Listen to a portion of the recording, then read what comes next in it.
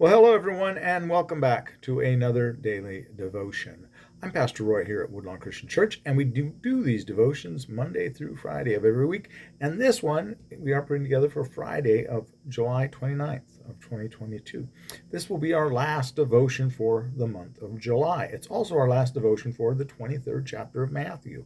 We've been working our way through Matthew, and today we get down with chapter 23. Just three short verses today that we're dealing with, verses 37 to 39. Now, chapter 23, as I've told you before when we started chapter 23, and a couple times during the course of chapter 23, it's what I call the warning, the woes, and the weeping.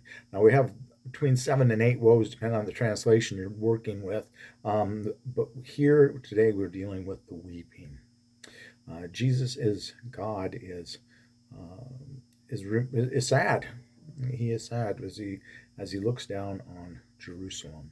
So let's take a listen to this and maybe try to put ourselves. I've been to Jerusalem on the hill where he probably was as he looked out onto the city, weeping, and it was that was a meaningful thing to be on the Mount of Olives, looking across the city of Jerusalem and realizing that Jesus was weeping over the city, over the people, over the world as he looked onto it that day. So let's look at verses 37 to 39, chapter 23. Jerusalem, Jerusalem, the city that kills the prophets and stones those who are sent to it. How often have I desired to gather your children together as a hen gathers her brood under her wings, and you were not willing. See, your house is left to you desolate. For I tell you, you will not see me again until you say, Blessed is the one who comes in the name of the Lord.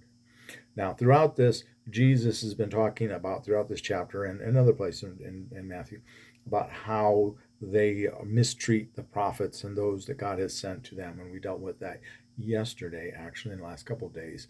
But here, Jesus has turned from warning to weeping. He realizes no matter what he's doing, no matter what he says, that there are those that just won't come to him. And we can be reminded by that, or we can relate to that, perhaps a better word, as a parent when your child just won't listen to you.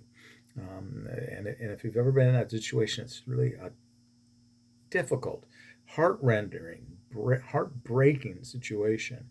And there's nothing that you want more than for that child to come to you and say, Mom or Dad, I understand you only wanted the best for me. I should have listened to you, because you hate to see them struggle because of trouble of their own making. And this is what God feels as he looks down on this world, as he looks at our lives, each of our lives. Every one of us are that rebellious child. And we just won't come under his wing of protection. This illustration of this hen and the chicks coming under her wings is something that's used in different places in Scripture, and it's a very apropos. It's a very very gracious illustration, or a wonderful illustration, I guess I should say, because it does show that feeling of the protection under the wing of God. But none of us goes there, at least not.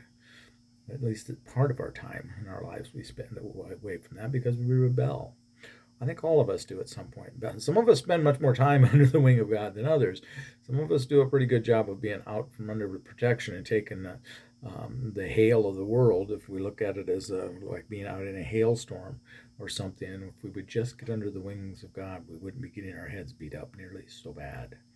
And so that's the message I see here. Jesus wants nothing more than the world to come to him. But he knows that some won't. And we have to realize that too, that no matter how much we want our children to come to us, some of them won't. At least not maybe until close to the end of our lives, when our children might suddenly realize. So that's a difficult thing for parents, and I see that every day with parents that I deal with that have children that are a problem, or that they, I don't know if I want to say it's a problem, but it is a problem. It is very much a problem. because those children's lives would be much benefited by listening to the wisdom of the parent. And there's nothing a parent wants more than to save their children from the problems, the difficulties that they've had. And many of those difficulties, we realize as we get to a certain stage in our life, are because we wandered away from the protection of God. So that's what I've got for you today. Wish I wasn't quite so maudlin with this one, but I am a little bit down on that one, I guess. So with that, please, please, please have a blessed day, and please, please, please be a blessing to someone today. And we will see you Monday, which will be August 1st. God bless. Take care.